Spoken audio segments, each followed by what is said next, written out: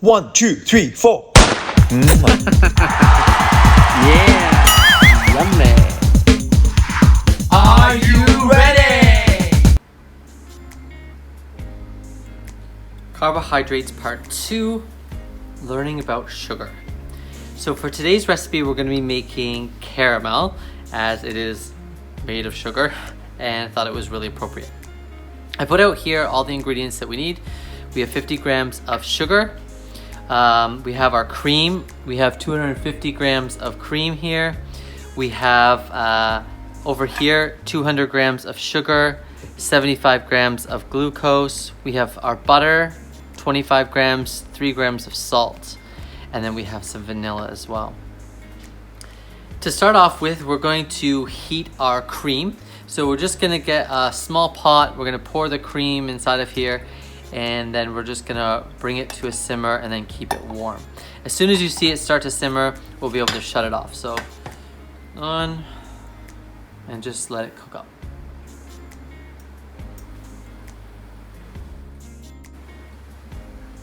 The cream now has just come to a simmer. You can see little bubbles, it's heated up. I'm just gonna remove it from the heat. I'm gonna put a lid on it and keep it warm. Next up, we're gonna get another pot out. We're gonna keep the heat on a medium heat, and we're gonna use that first 50 grams of caster sugar. I'm gonna take my sugar, I'm gonna sprinkle a light coat of sugar just on the surface of the pan. And what I wanna do is I want to just start to melt the sugar. When I see it melted, I'm gonna go ahead and I'm gonna add more of this. Don't add it too quick. We want it to just melt slowly. You need to make sure your pan is perfectly dry. You can see here, the sugar has started to melt, so I'm just gonna start sprinkling a little bit more on there. You can see it getting an amber color. You don't want it to get too amber too quickly before you get all the sugar melted. And you see on one side of the pan, it's not melting as fast. Just move your pan around to make sure that you get even heat. Don't stir it, just swirl the pan and move it around like this, okay? Otherwise you'll crystallize the sugar and then it will cause problems for you with your caramel.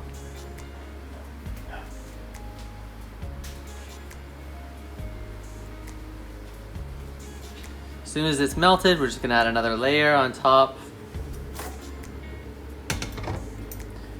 Moving my pan around where I see it's hotter. And just putting a light layer of sugar on. You don't want too thick, otherwise it doesn't melt very easily.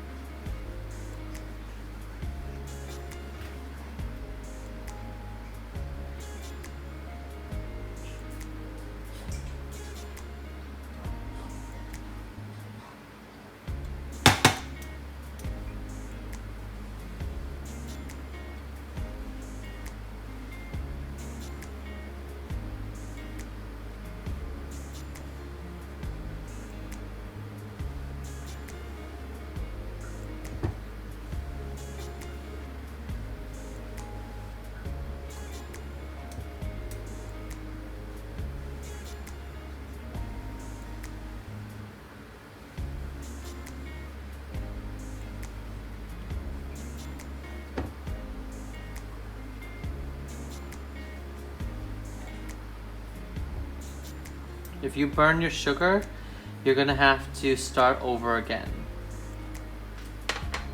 So all of my sugar is in there now, and I'm just waiting for it to finish melting. I want to keep a nice amber color. I do not want it to burn. You can swirl, but don't stir, otherwise the sugar will crystallize and you won't have a nice caramel. So you can see here my pan, everything is melted. It's got a nice amber color, especially when you bring it down all into one corner. It looks quite dark. When it's spread out, it's a much lighter. Don't leave it for too long in the pan because the pan is still hot and it continues to cook. So we're now ready. I have a nice, beautiful, orangey, reddish color. I'm gonna take my lid off my cream and I'm gonna go ahead and I'm gonna pour it all in. I'm gonna add it in a little bit at a time as I whisk. So like so. It's gonna froth up, bubble up. Add a little bit more. And then I'm just gonna finish it all in. I'm gonna turn the heat back on. If some of the caramel clumps together, that's okay. Just keep whisking it up inside the pan on the heat and it will all melt back together.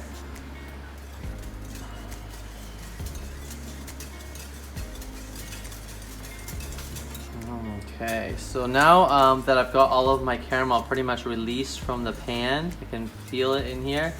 What I'm going to do is I'm going to go ahead, I'm going to add in the remaining of my ingredients. So I'm going to add in the remaining of the sugar.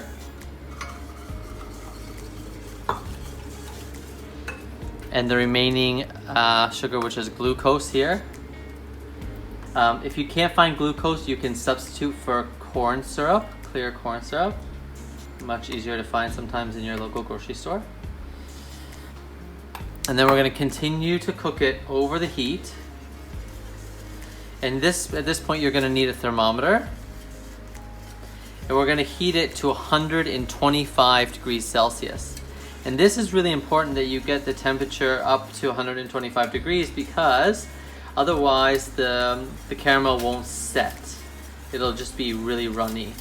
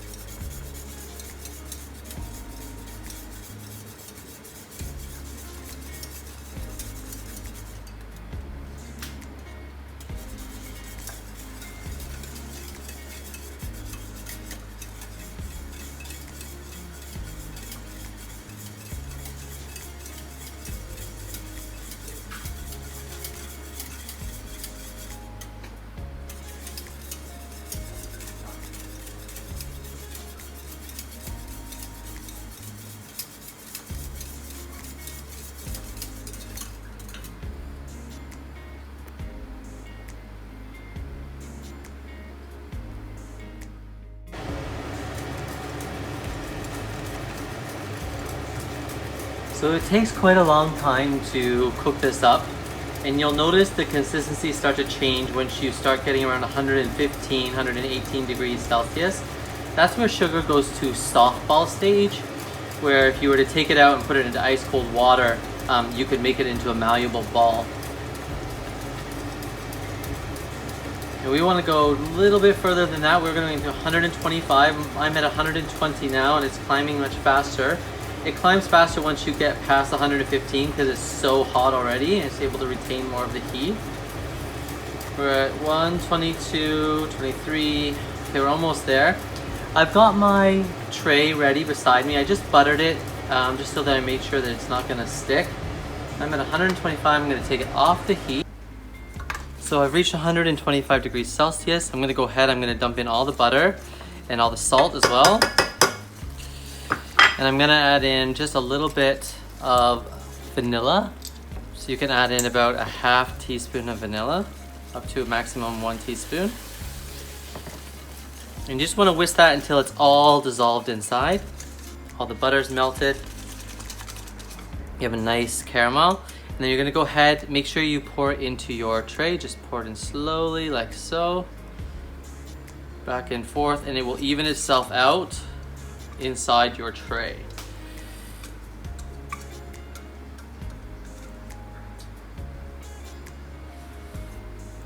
So next I'm gonna just take my pot, I'm gonna put that with some water and bring it to a boil so it's easy to wash, otherwise it's gonna get really hard and be very difficult to clean. This we're gonna leave at room temperature for about 10 minutes until it's quite cool. And then we're gonna place it in the fridge to finish setting. Once it's finished setting, then we'll take it out and cut it. The caramel's out of the fridge, it's completely set. And so now I'm just gonna take it off of the tray or the plate, whatever you're using. And I'm going to release it from the tin. Just using a knife, you might have to press down along the edge on each side.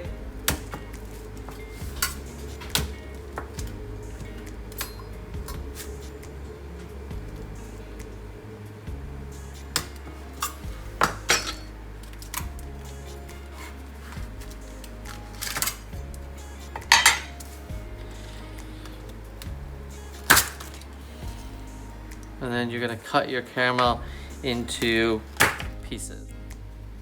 If you let the caramel sit out for a little bit, it'll be a little bit softer and easier to cut. And then you can cut it into these little cubes, or you can make them into little rectangles, and then you can wrap them individually in pieces of parchment paper or wrappers.